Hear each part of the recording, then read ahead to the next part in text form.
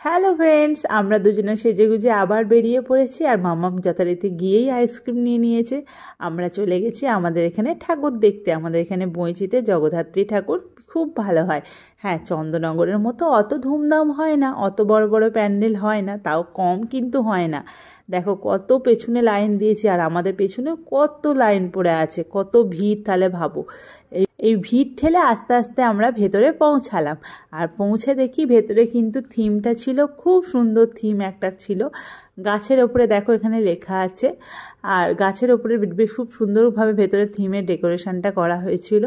আর তারও ভেতরে যখন পৌঁছালাম, ভেতরে জাস্ট খুব সুন্দর দেখতে লাগছিল, পরিবেশটাও ছিল খুব সুন্দর। আর চারিদিকে কাজগুলোও ছিল খুব সুন্দর। এক একটা হাতের কাজ তোমরা মানে যারা করে তাদের কত সময় লাগে, কিন্তু আমরা এক নিমেষেই সেটা দেখে ফেলি।